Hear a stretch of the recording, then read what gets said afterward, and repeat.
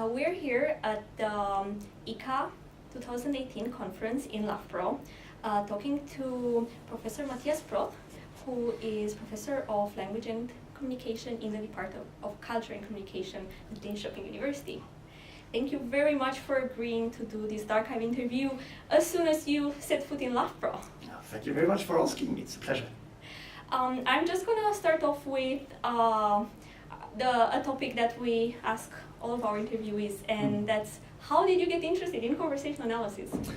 Well, that question for me is, I think there's a good story behind it maybe. Right. When, as a student of English, writing my bachelor's thesis in English, I got acquainted to some of the classic texts in EMCA, so the Garfinkel methodology, and also a book by Ronald Wardhall called How Conversation Works.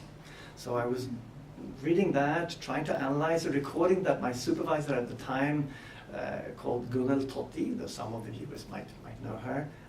So she brought this recording, an audio recording from Santa Barbara, that she put in my hands and had me analyze. And at the same time, I actually had I was playing the guitar a lot with a friend, and I noticed that we had different expectations regarding what a relationship should be, how, for instance, how you could ask for a favor, or whether it was better to just do it yourself without asking for a favor. And we had somehow different expectations of what was okay. And I think that, in connection to my readings at the moment and my work at the moment, was really interesting and stimulating for me. So I think that's what actually set things in motion, basically regarding, I guess, preference organization and expectations of what one action should or could lead to in spending a lot of time together with a close friend. So you came to conversational analysis by sort of observing something in the world and asking, oh, how does that happen? Yeah, absolutely. Is that what you pursued in your PhD then, or? Yes, but with a long detour, maybe. Okay. If I may say so. Want to talk about it. Yeah, so I can describe lovely. that detour maybe. So originally my PhD project was supposed to take place within the domain of French linguistics. So originally I studied to become a teacher of English and of French, and I decided to do my PhD in French linguistics. So the first very broad topic that was proposed to me or we negotiated with my supervisor at the time was to try to compare theater dialogue with movie dialogue with ordinary conversation. Fascinating. Fascinating, but an incredibly and impossibly broad topic. Almost. Yeah. So I think the kind of decisive moment during my PhD research was when all of a sudden I realized that I could treat the theatre situation as a naturally occurring social event. Wow. So instead of looking at trying to comparing dialogue structures in the different kinds of activities or genres, if you like, I started noticing the behavior of the audience, who were then participating in the interactive construction of the theatre performance. And that is also the subtitle of my PhD thesis. So actually my PhD thesis is called Secret Agents, alluding then to the secret or covered up work, ongoing work that is constantly produced by all the members of the audience in order to play the role of who are doing being the audience, basically. Wow. Yeah. So that's, I think, I don't remember where this question started, but that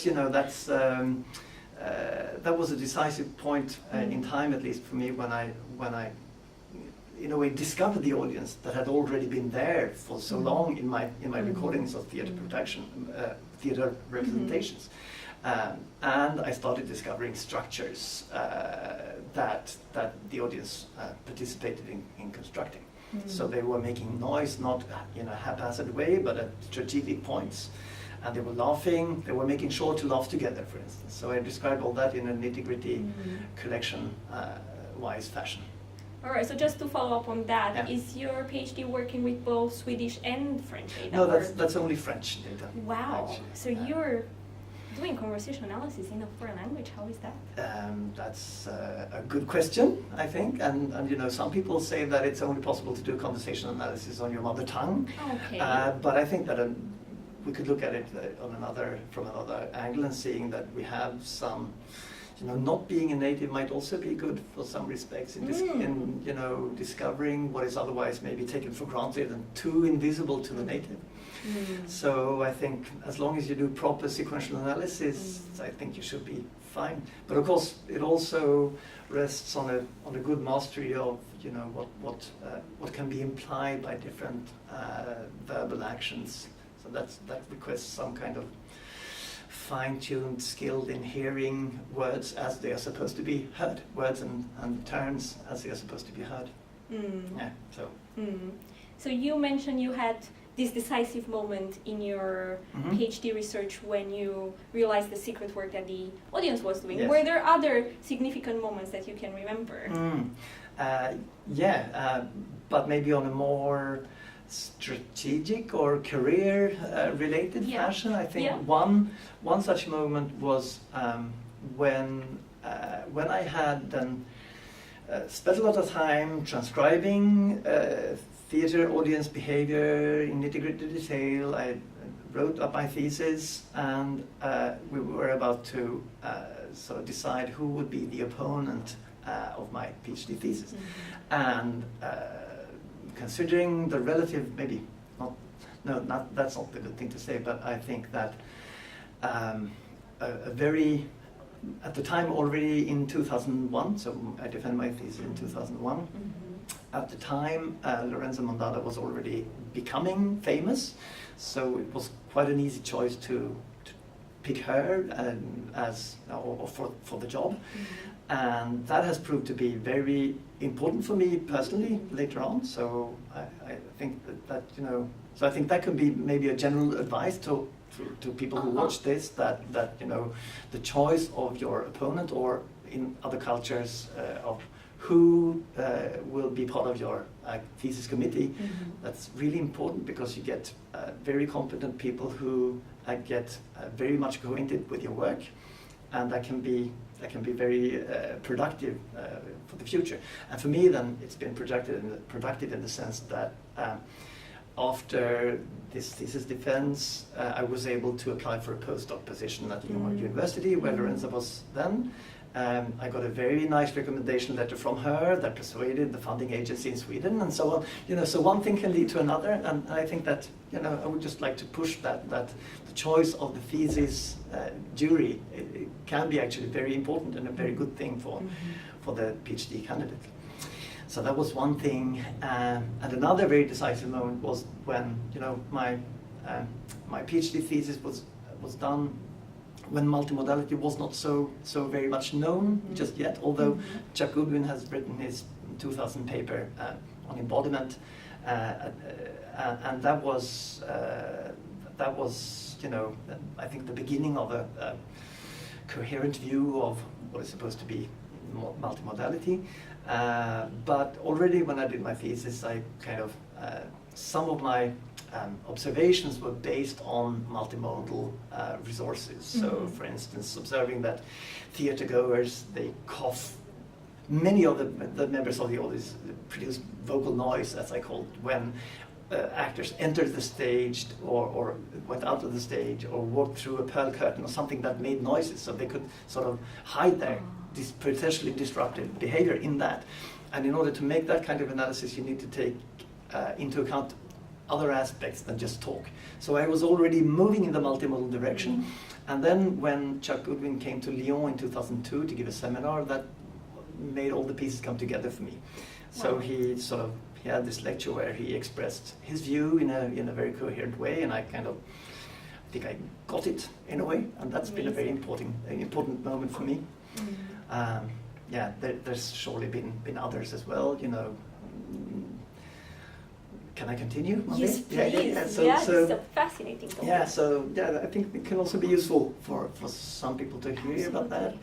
I remember once must have been in 2004 or something, Paul McIlvenny, the Danish CA researcher, very known, wrote a general email on a mailing list asking who would like to join him in looking for money for networking money, to looking for networking money. And the only two people who actually responded to that was Penty Haddington, who's been interviewed here before, and myself. And the three of us got together, and that turned out to be a really good thing. So we organized a series of 6 meetings over 3 years, all funded by the Swedish fund called Nordforsk. And once that was done, because we enjoyed ourselves so much, we thought it was very productive, so we wanted to find a way to make this live on. And that has then resulted in the series of MOBSIN meetings. So it's mobility. I don't exactly remember what it's about, but it's what the short form stands for. But it's mobility and interaction studies, basically. And we now had our 8th meeting, so it's an annual meeting. Wow. So we met in Cardiff this spring. And there will be a 9th and a 10th edition of these series of meetings. So that's also another very important moment in my history that has led to very productive periods of my academic life, and also we've had great fun. That sounds great. Yeah. And you already started sharing little moments of your academic life. Can you give a little bit of an overview of where you started? Were you during your PhD working in France as well? Yeah. That sort of stuff. Yeah. So just in terms of positions, so I started out as a PhD student in French linguistics at Uppsala University.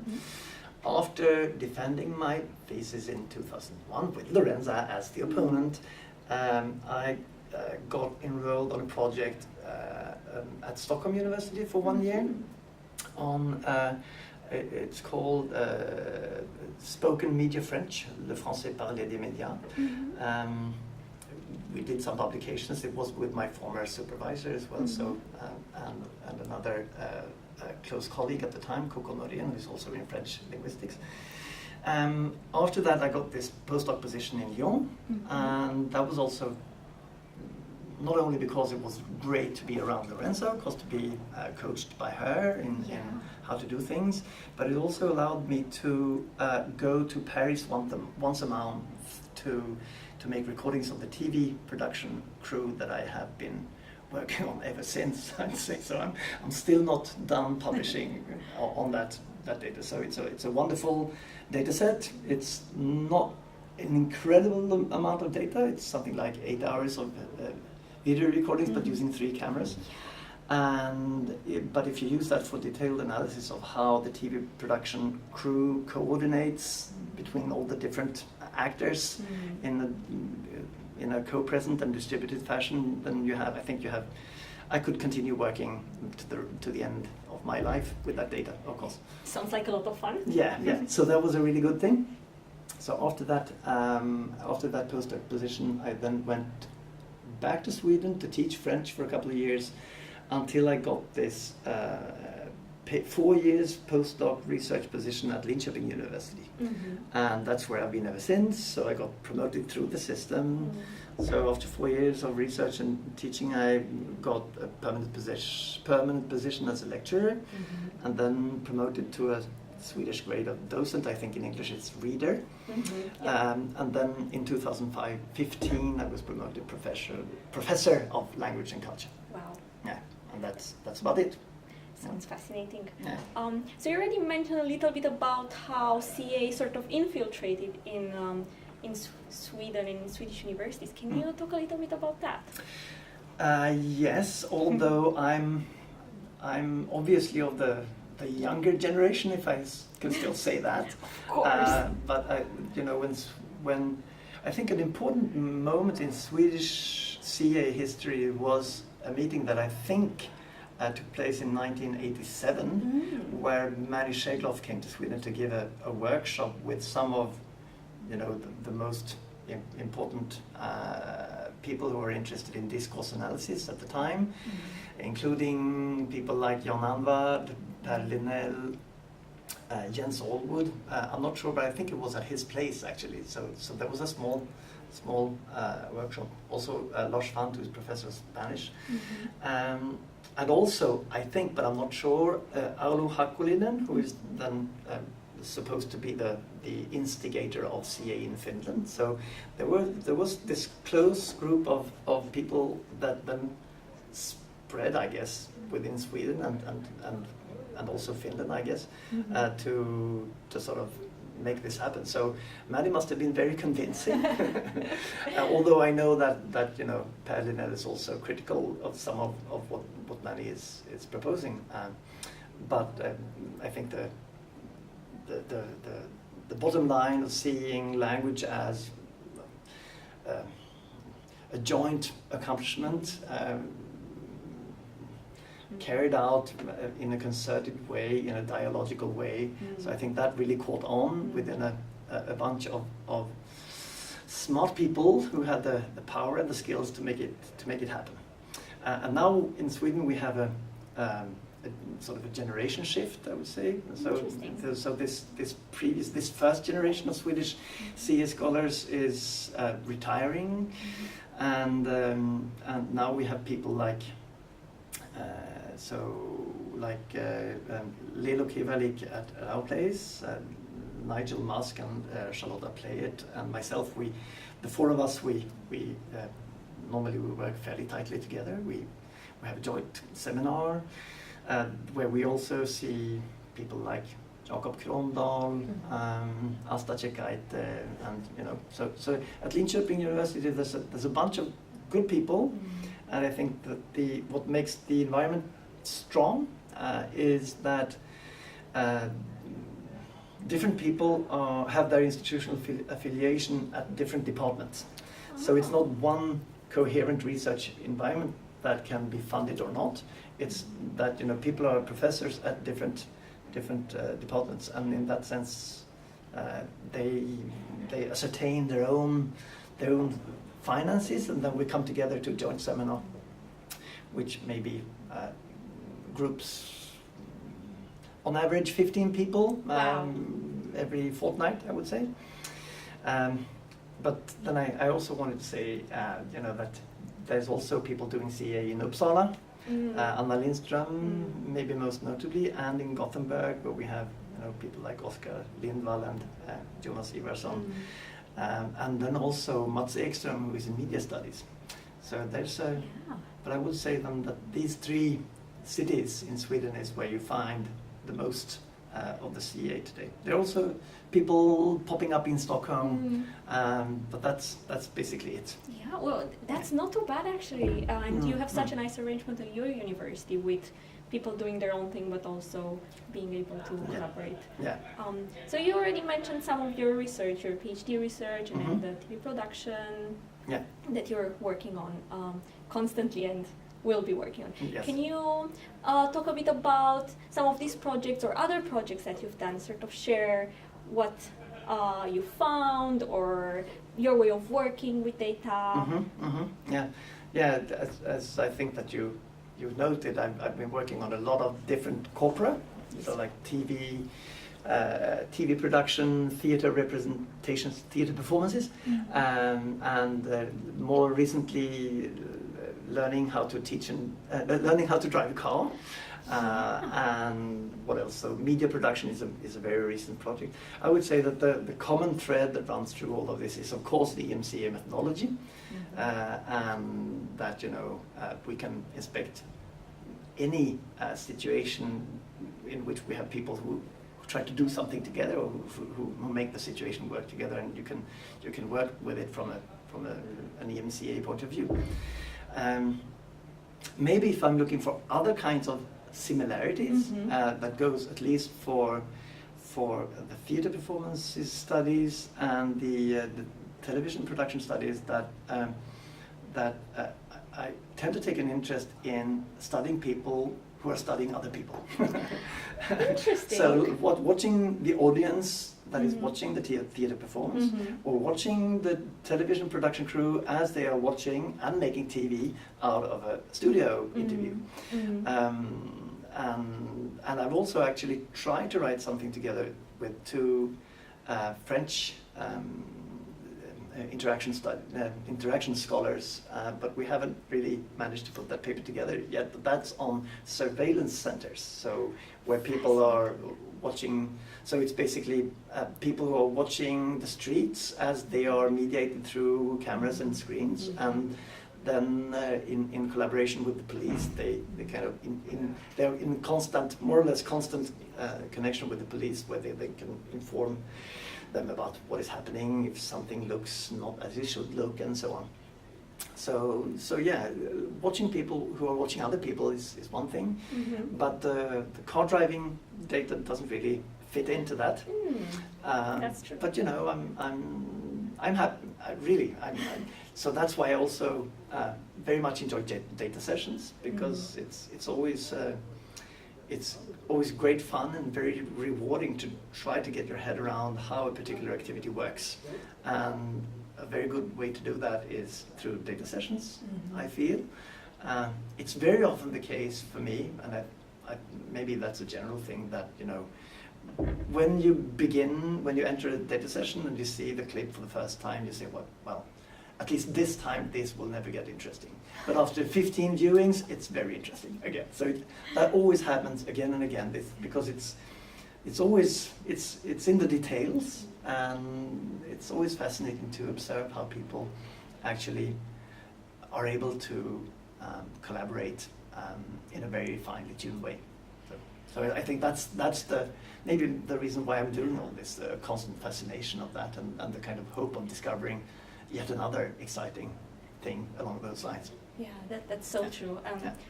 Thank you very much for taking the time to do this interview. Just as I said, the first thing on campus, so coming here, and I hope you have a great time at the conference. Yeah, thank you very much. I look forward to your presentation, which will be on Friday. On Friday. Yeah.